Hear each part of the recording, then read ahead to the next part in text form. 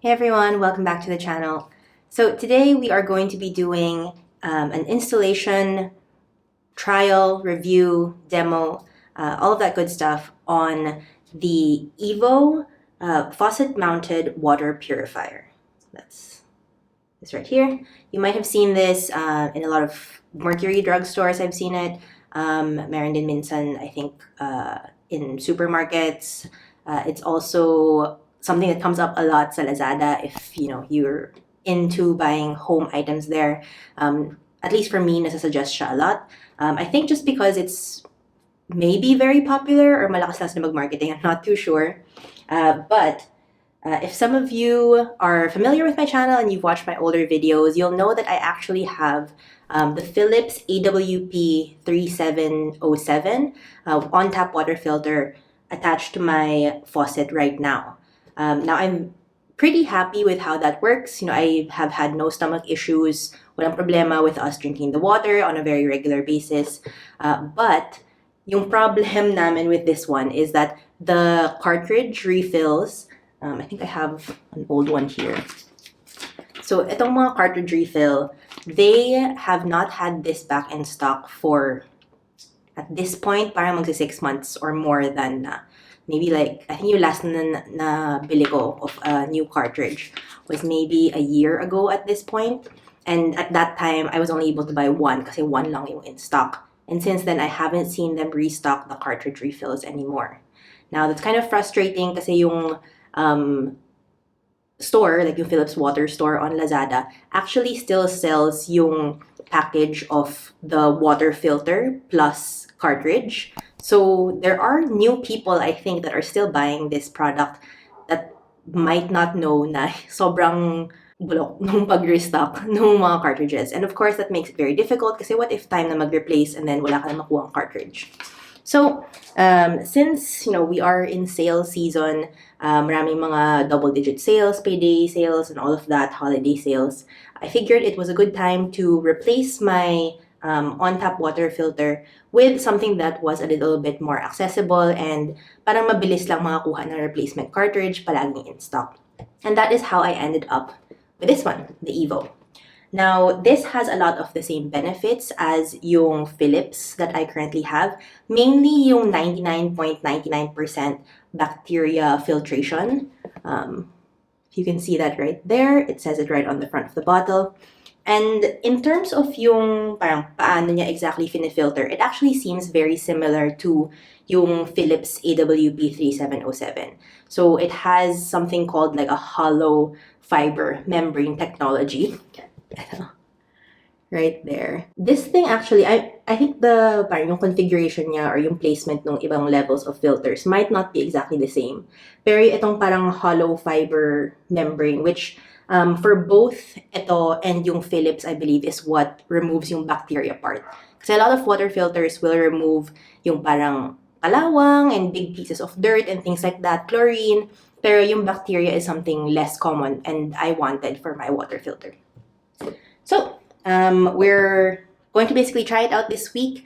I'm going to show you some clips of how I installed it. Although, nung binasa ko naman yung instructions, it seemed fairly easy. And then, throughout the week, I'll just drink from the water through this faucet. And then, at the end of the week, I'll let you know how it goes. If nagka-stomach problems pa kami, if there are any issues with the flow rate, if the water tastes weird or anything like that.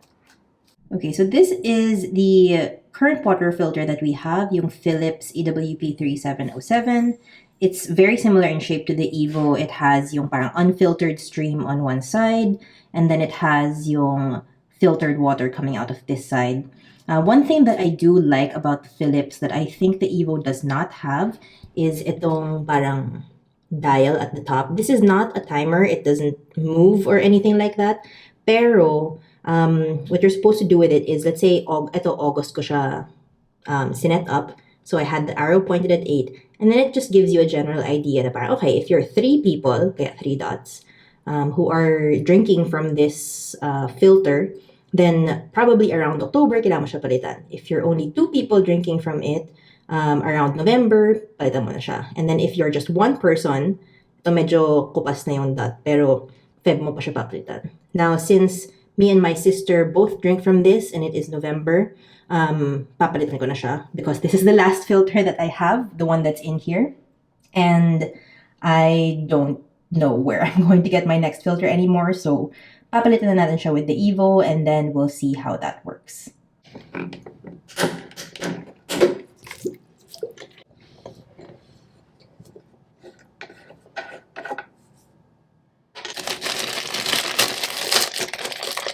Okay, so normally, if I was going to install this from scratch, na as in walang previous water filter na naka-attach, yung faucet namin usually will have this piece, yung parang filter niya, screwed in like that. But because I already installed yung Philips water filter before, natanggal ko na siya. And I actually used this para i-check kung alin ba sa mga adapters yung babagay sa faucet ko. So, I narrowed it down to these two. If you have a similar faucet to mine, yung tipong, yung filter niya is pumapasok dito sa loob nung main faucet body. Etong dalawang adapter yung pinagpilian ko. And then, to be honest, ang pinagkaiba lang kasi nito is yung parang width or yung space in between yung mga threads ng attachment. So, I realized na ito yung kakasya kasi nung tinry ko ipasok yung white, nalaglag lang siya. So, as you can see, ito, medyo mahirap lang hanapin yung first niya. Pero, secure siya, hindi siya nalaglag. So, to install this, I actually read yung instructions niya. And what it said was, itong piece na to, itong piece na to, dapat lulusot siya actually dyan. So, dapat ganyan siya. So, try natin yon. Sana kumana. Medyo mahirap lang siya i-screw ng konti. Pero, kaya naman. Okay. And then, if actually may issues ka, they give you this, parang, screw thing. And pwede mo siyang isuot lang dyan. May parang slots yan sa side. And ito yung pwede mong gamitin pang tighten. Para lang hindi siya magli-leak out dito sa sides once na inon mo na yung tubig. Ay ko po. Okay, dumulas lang siya. Hindi siya nabalik. Promise.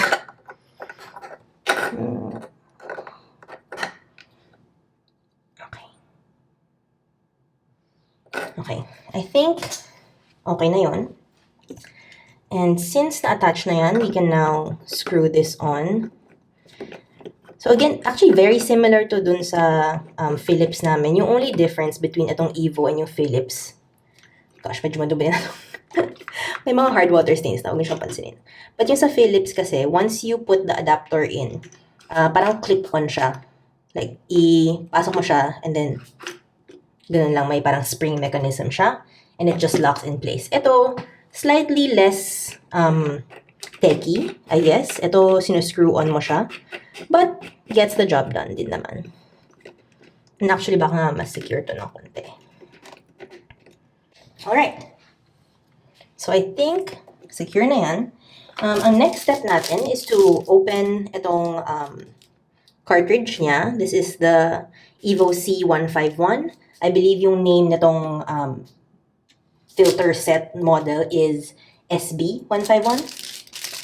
So, buksan lang natin siya. Okay, inikot ko lang kayo so that you can see this part better.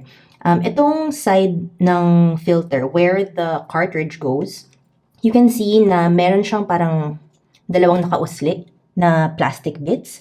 That, I believe, is to help lock in itong filter kasi if you look at the filter, meron din siyang corresponding na parang mechanism to lock with itong main body.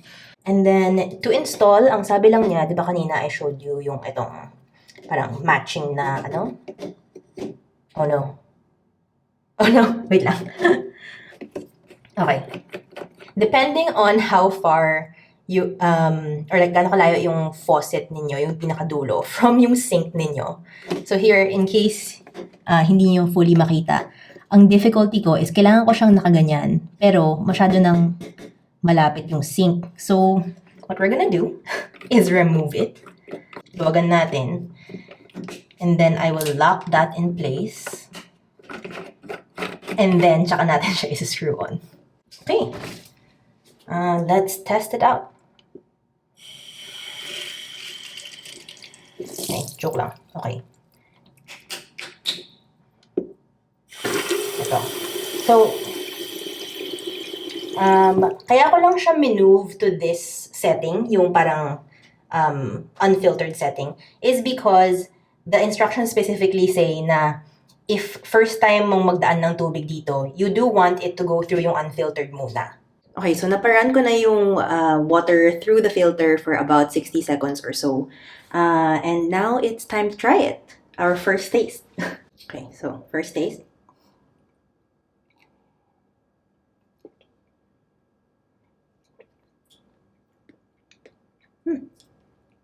As far as I can tell,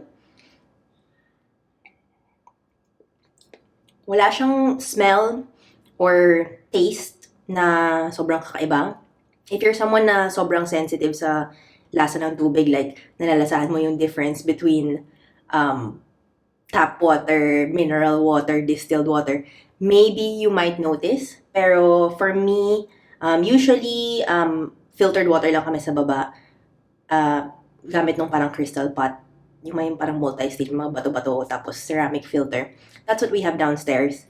And, I don't know, drinking this, it doesn't taste any different. Probably worth mentioning pala, since it does matter kung ano yung quality of water na pumapasok sa filter mismo. It matters in the sense na, syempre kung mas madumi yung tubig na pumapasok sa filter, hindi siya maglalast as long, or possible na yung mga initial filters niya, yung parang grill na meron ba siyang picture dito? Ito. Yung parang mesh na nandyan, na yung pinaka-unang filter niya na dapat nagtatanggal ng mga parang kalawang, na malalaki, or like bato, kung meron man pumasok sa mga pipes ninyo, that kind of thing. Dati, nakakuha kami ng super duming tubig from Maynilad, and kinalawang niya yung mesh na yon. As in, nangalawang siya, and then eventually, wala nang screen on that part of the filter. Since then, meron na kaming yung 4-stage na malaking water filtration system sa baba, sa basement namin. It's usually, I think, very similar sa mga kinds that you will see sa condos. So if you're in a newer condo building na medyo may quality control din sa tubig ninyo, or if yung tubig ninyo from whoever yung provider ninyo is supposedly potable water, I think dapat okay kayo. I do not recommend any kind of on-tap water filter if sobrang dumi na nakukuha yung tubig. Like if nakabahay lang kayo and then diretso kayong kumukuha from Maynilad or Manila Water or whoever yung provider, tapos wala kayong parang initial filtration, kahit na hindi siya, sobrang intense. Like yung amin, 4-stage siya, pero honestly, we just got that kasi sobrang puti, kasi brown yung pumapasok na tubig before. But yung bahay na to medyo luma na rin, actually. Luma na siya. So, marami kaming mga pipes na nangangalawang na, marami kaming dumi sa pipes just from years of use.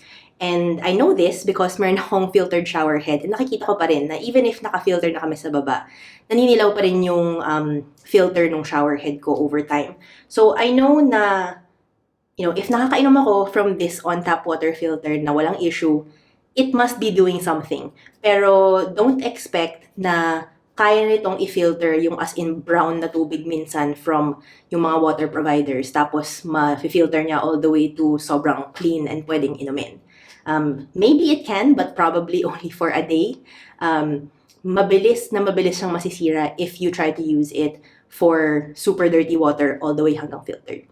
But if you have, somewhat clean water na maybe hindi ka lang sure if safe inumin, you can put this item on your faucet na para lang magawing mainom yung tubig na pumapasok sa bahay niyo.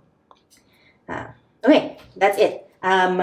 In the next few clips, you will see the demonstrations, I guess, for the next 3 days. And then I will come back for the final thoughts.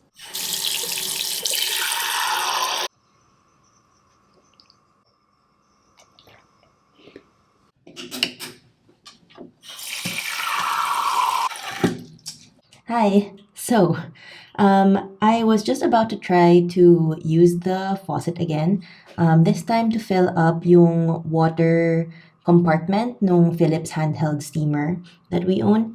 And before, when I had yung Philips water filter on here, I would always fill it up with yung filtered side kasi, with appliances, if you have very hard water, nagkakos siya ng problems over the long term. Nagkakaroon ng parang white na build up. And I try to avoid that as much as possible. So I was going to try to use yung filtered water here sa IVO, and then I realized since yung water filter side niya, walang option for yung full stream. Like, shower stream lang siya. That's the only option that you have. So if you're going to try to fill up, I don't know, a water bottle or something na medyo mas maliit yung opening nung top, sort of like this, medyo mahirap siya. Like, before when I used to do this with my Philips, sobrang sakto lang siya. As in, didiretso lang dyan yung tubig, no mess, no nothing. And with this one, it's very hard since wala ka ng option to do a steady stream. Just, might not be relevant to everyone, but just something to keep in mind in case you are looking for this and you own maybe a lot of water bottles. Wala siyang option to do a steady stream as opposed to yung shower version.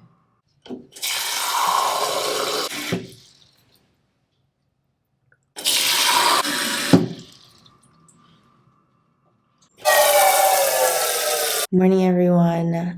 Kakagising ko pa lang, if in case you haven't noticed. But I was using yung EVO filter, with my morning routine and all this stuff. And there are a couple of things na naisip kong baka okay i-share with you guys.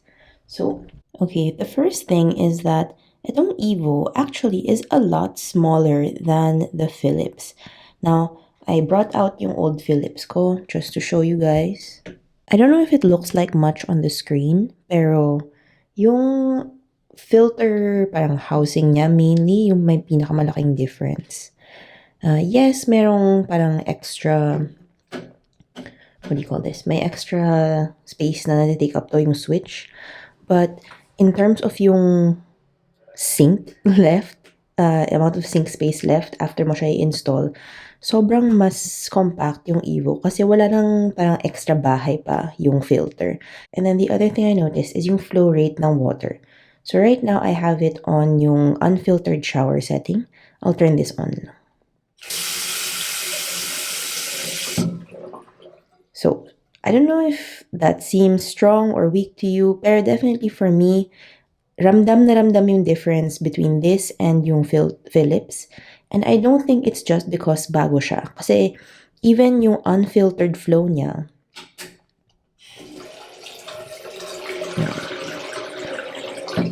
yung kapal mismo nung stream is a lot bigger than what I used to have with my Philips. So I think, that has its pros and cons. Kasi parang medyo nasanay na rin ako na yung Philips mahina yung flow or like manipis yung stream. So, I actually only turn my faucet up halfway now most of the time. And minsan sa sobrang lakas nga niya, feeling ko tumatalsik ng konti yung tubig. Kasi diba syempre, bilog yung sink or rounded yung bottom. So minsan parang nafe-feel ko na tumatalsik yung tubig out of the sink. Lalo na kung naka-unfiltered shower setting.